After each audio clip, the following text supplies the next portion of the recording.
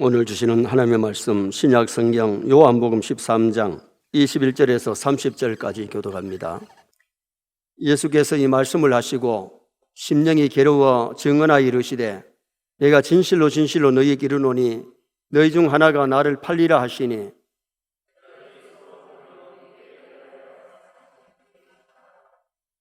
예수의 제자 중 하나 곧 그가 사랑하시는 자가 예수의 품에 의지하여 누웠는지라.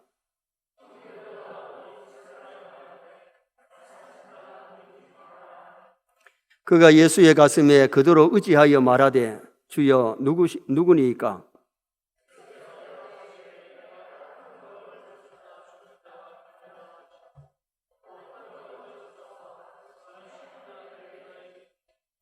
조각을 받은 후 곧 사탄이 그 속에 들어간지라.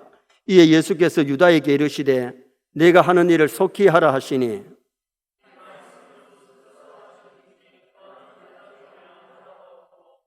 어떤 이들은 유다가 돈깨를 맡았으므로 명절에 우리가 쓸 물건을 사라 하시는지 혹은 가난한 자들에게 무엇을 주라 하시는 줄로 생각하더라. 유다가 그 조각을 받고 곧 나가니 밤이러라. 아멘.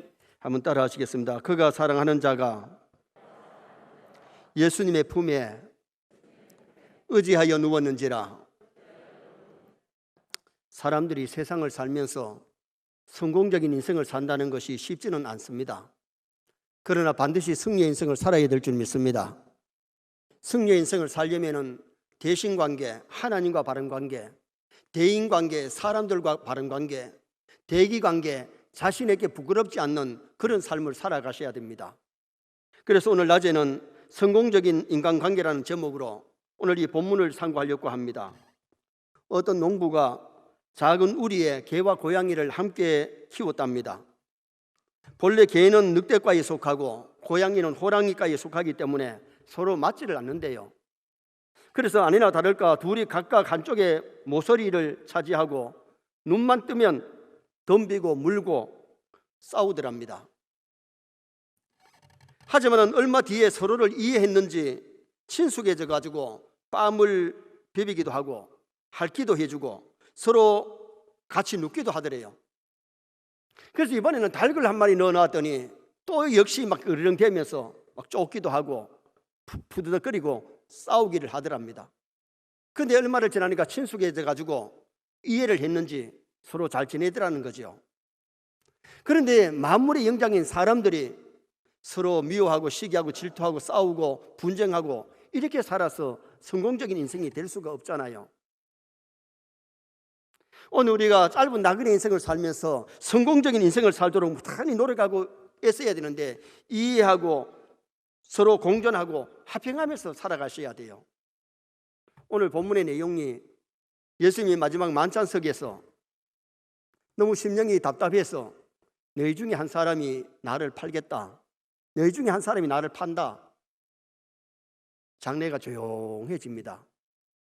누가 예수님을 팔까? 베드로가 예수님의 품에 기대어 있는 요한을 보고 머리짓을 합니다. 물어봐라. 물으려면 지가 물으면 되는데 혹시 얘기를 했다 예수님이 뭐라 하실까 봐, 다른 제자가 어떻게 생각할까 봐 요한 보고 물어보라고 머리짓을 하니까 요한이가 예수님께 묻습니다. 주님, 누가 예수님을 팔자입니까? 그때 예수님이 내가 떡을 찍어서 주는 그 사람이다. 떡을 찍어가지고 가룟 유다에게 줍니다. 그러면서 예수님이 네 하는 일을 속히 해라. 다른 사람은 무슨 의미인지를 모릅니다. 명절에 선물을 사라는 건지 가난한 사람에게 구자라는 건지 모르지만 유다는 압니다. 유다가 예수님을 팔 생각을 하고 계획을 하고 있을 때에 네 하는 일을 속히 해라. 그 정도 되면 유다가 주님, 내가 나쁜 생각을 했습니다. 나쁜 마음을 먹었습니다. 용서해 달라고 거기서 회개를 해야 되는데 회개를 하지 않습니다. 그래서 사탄이 그 속에 들어가서 결국 밖으로 나갑니다.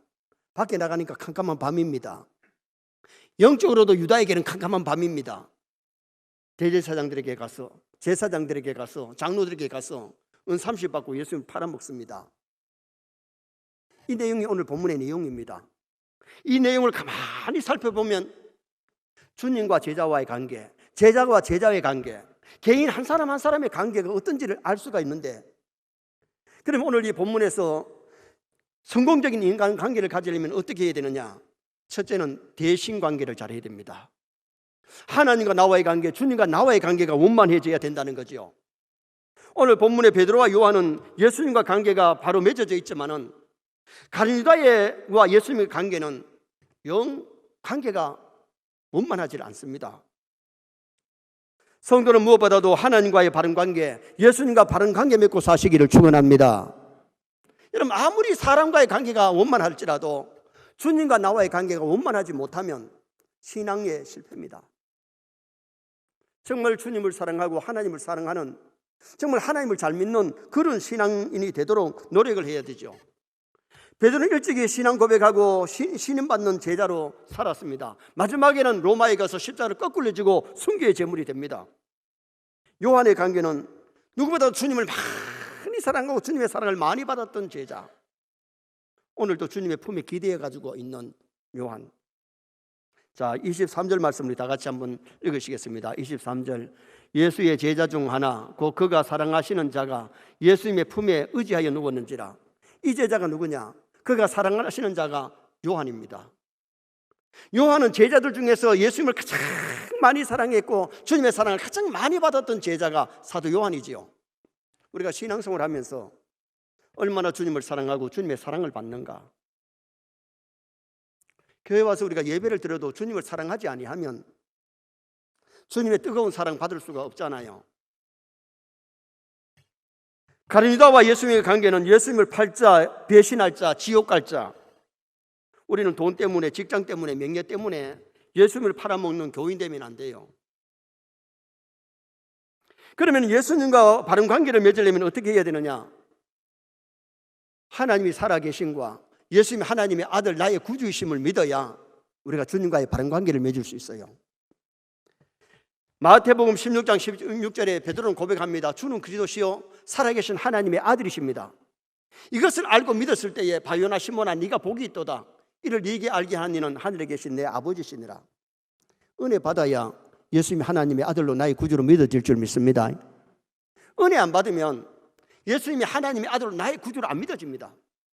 하나님이 살아계심이 믿어져야 되는데 하나님이 살아계심이 안 믿어지면 하나님을 사랑할 수가 없잖아요. 오늘 우리가 신앙생활 하면서 위로 하나님 사랑, 아래로 사람을 사랑해야 되는데 정말 하나님이 살아계시고 예수님이 하나님의 아들이시고 나의 구주이심을 확실히 믿는 것, 이것이 굉장히 중요하다는 거지요. 베드로는 예수님이 하나님의 아들로 믿었고 자신이 죄인이고 예수님이 그리스도이심을 확실히 믿었던 사람입니다.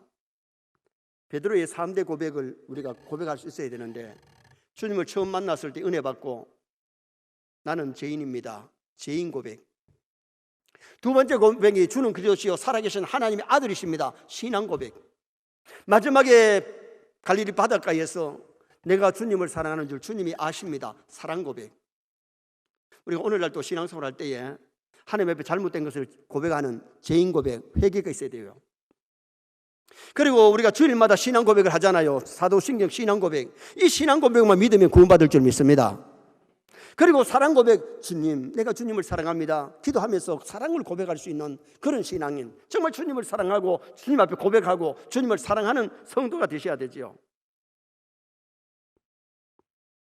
가룟유다는 주님을 부를 때에 한 번도 주여, 쿠리오스로 부르지 않습니다. 라오니요, 선생으로만 부릅니다. 여러분, 우리가 예수님을 구주로 믿어야 되는데 위대한 그냥 한 분의 선생으로 라오니요 그렇게 부르고 있어요. 하나님이 살아계심을 믿는 사람, 예수님을 나의 구주로 믿는 사람이 참 신실한 믿음의 사람이 될 수 있는 거죠. 일본의 하천풍 선생이 곤상당에 하나님을 보여주면 믿겠다 그럽니다. 그때 그를 데리고 지하에 가가지고 의자에 앉혀놓고 수건으로 눈을 막았습니다. 자기 손에 성경을 들고 내 손에 무엇이 있느냐고 묻습니다.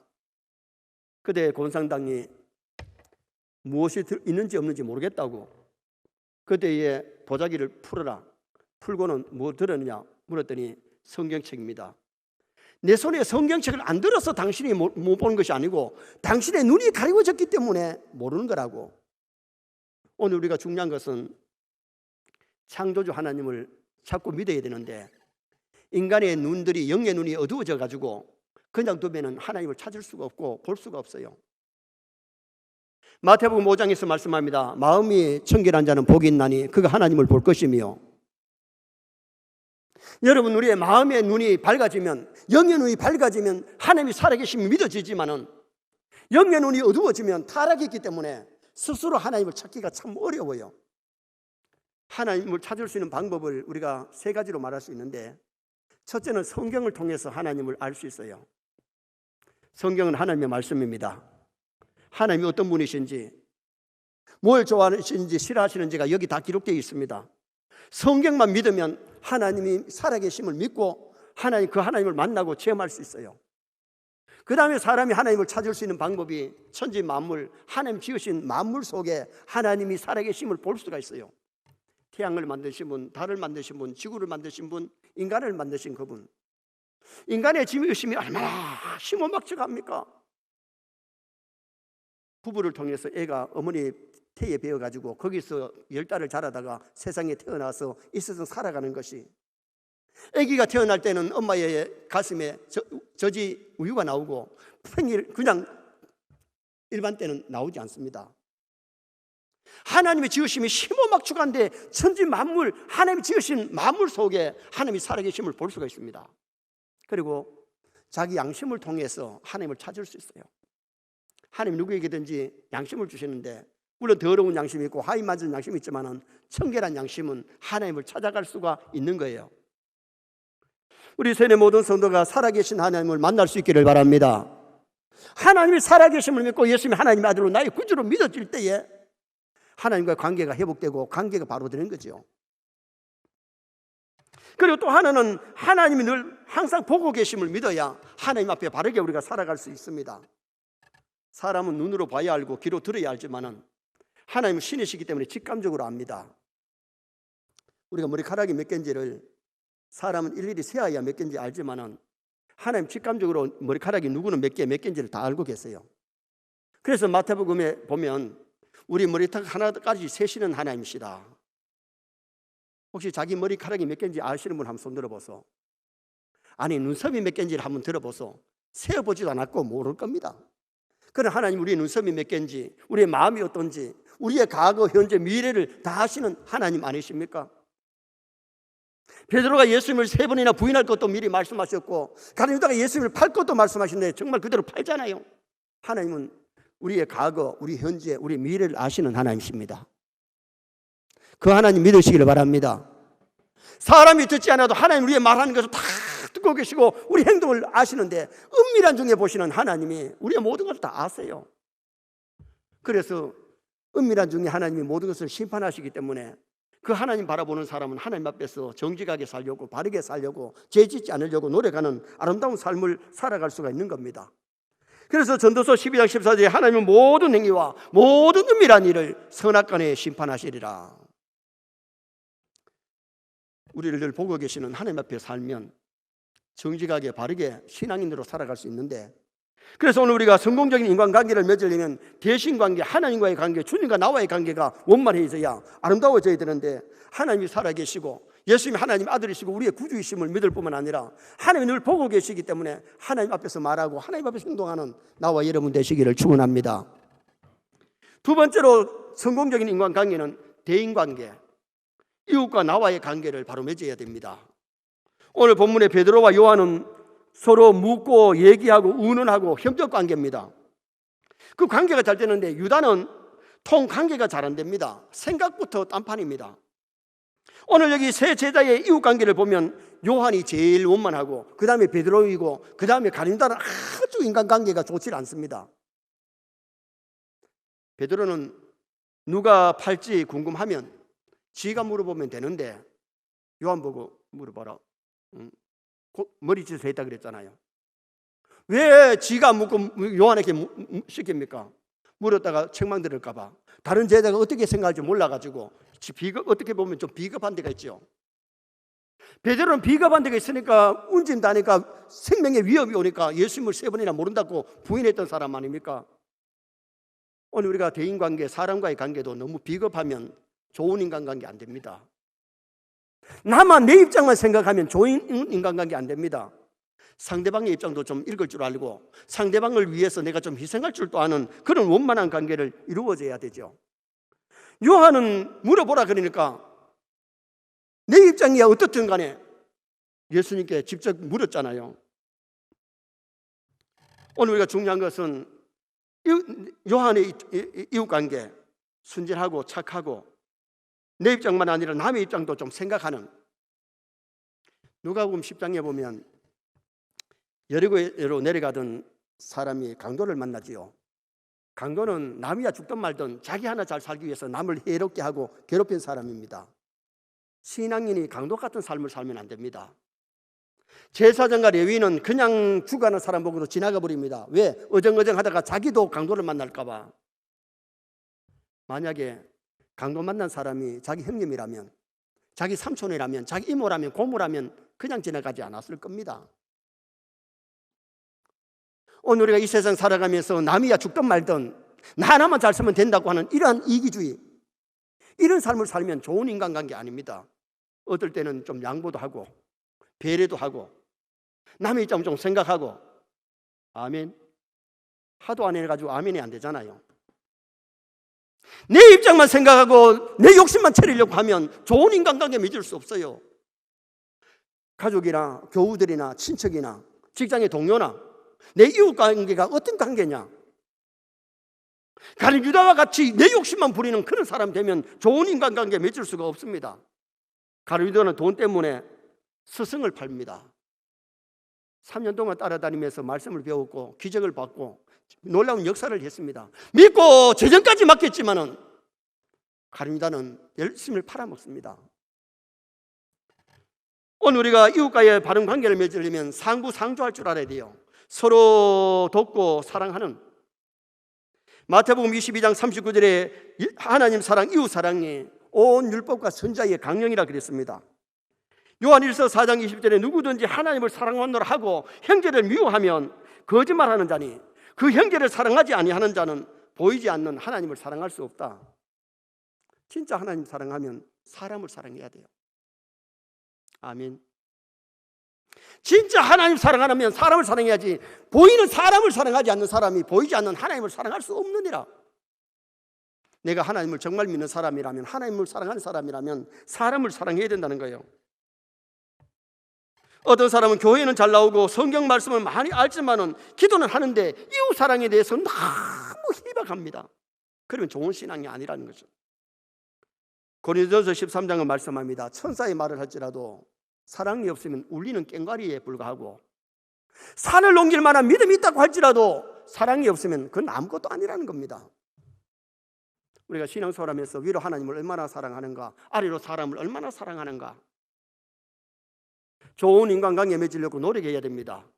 노력해도 사람이 안 좋은 사람은 관계를 자꾸 끌어놓고 엉뚱한 짓을 합니다. 그러나 그런 사람까지 사랑하려고 노력하는 것이 굉장히 중요하다는 겁니다. 그리고 우리가 이웃과의 바른 관계를 맺으려면 이웃과 합평해야 됩니다. 예수님이 이 땅에 오신 목적이 하나님과 사람에게 합평을 주려 평화를 주시려고 오셨어요. 마태복음 5장 9절에 말씀합니다. 합평케 하는 사람은 복이 있나니 그가 하나님의 아들이라 일컬음 받는다. 맨날 싸움 붙이고 안 좋은 말을 하고 그런 사람은 어떻게 보면 엄격하게 따지면 그는 마귀의 종일 겁니다. 창세기 26장에 보면 이삭은 평화의 사람입니다.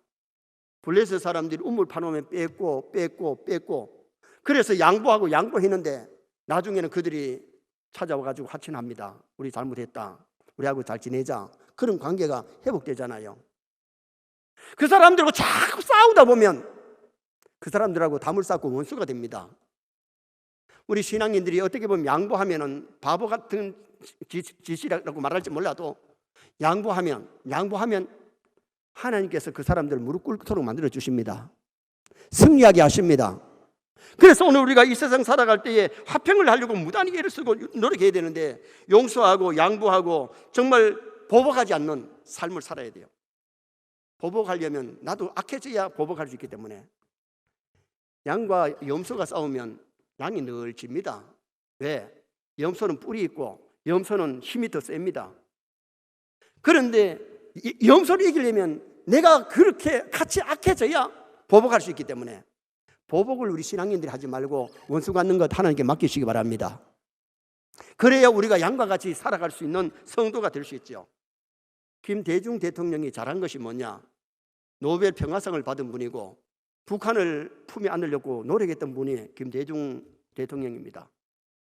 김대중 대통령은 보복 정치를 안 했습니다. 다른 대통령은 앞서 일했던 대통령들을 들숨에 보복하려고 노력했지만은 그분은 보복 정치를 하지 않았는데, 천주교인이지만은 그분이 잘한 것은 보복 정치 안 했어요. 오늘 우리도 좋은 것은 배워야 될 줄 믿습니다. 보복하려고 하면 내가 악해져야 보복할 수 있기 때문에 원수 갚는 것은 잘하고 못한 건 하나님께 맡기고, 우리가 사람들과 평화하고 사람들과 좋은 관계 맺고 사람들에게 관용을 베풀고 사람들을 많이 사랑하려고 노력하는 그런 삶이, 그것이 성공적인 인생 되는 겁니다. 인간관계 되는 겁니다. 그래서 우리가 대인관계 잘 하려면 상부상조해야 되고 이웃과 합평하는, 모든 사람과 합평하려고 노력하는. 그래서 록펠러의 엄마가 록펠러에게 일러준 말 중에 하나가, 사람들과 담을 쌓지 마라, 원수를 맺지 마라. 그 사람들이 나중에 너희에게 걸림돌이 된다, 성공의 걸림돌이 된다, 그렇게 가르쳐주고, 록펠러는 최대한 자기는 원수 맺지 않으려고, 담을 쌓지 않으려고 노력했다는 겁니다. 오늘 우리도 대인관계, 사람과 사람과의 관계, 이웃관계 잘해야 됩니다. 마지막 세 번째, 대기관계, 자신과의 바른 관계를 맺어야 성공적인 인생을 살아갈 수 있습니다. 오늘 본문에 나오는 세 사람을 가만히 살펴보면 인생을 성공한 사람도 있지만은 후회로운 인생을 살고 나중에 얼마나 뉘우치는 그런 사람도 있습니다. 요한은 주님을 뜨겁게 사랑하고 사랑받는 제자인데 그의 일평생에 실수가 없습니다. 노연의 에베소 교회 목회하면서 90이 넘어가지고 청년들이 부축해서 의자에 앉히면 설교를 길게 할 수도 없고 말도 천천히 하시는데, 사랑하는 자들아 우리가 서로 사랑합시다, 그 한마디에 매일 같은 설교를 하는데도 사람들이 가슴이 뭉클해지면서 눈물을 흘리면서 은혜를 받았다는 것. 사도 요한이는 성경을 5권이나 기록했습니다. 요한복음, 요한 1서, 2서, 3서, 요한계시록. 요한이는 예수님이 십자가에 죽으시는 모습을 마지막 십자 밑에 가서 본 사람입니다.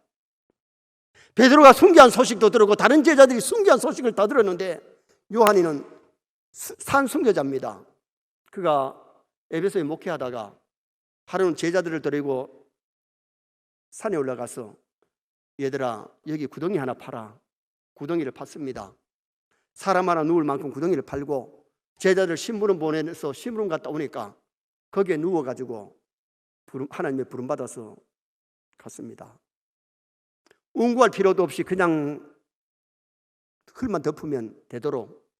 그리고 그 위에다가 사도 요한의 기염교회가 세워졌는데, 성지순례 가서 사도 요한의 기염교회를 둘러보고 왔잖아요. 사도 요한이는 100세에 가깝게 살다가 성경을 5권이나 기록하고 우리의 산 증인으로 요한계시록 미래에 되어질 일까지 기록해놓고 하나님 앞에 갔던 사람이 요한인데, 요한이는 잘 살다가 잘 죽었습니다. 오늘 우리도 멋지게 살다가 멋지게 죽을 수 있기를 축원합니다.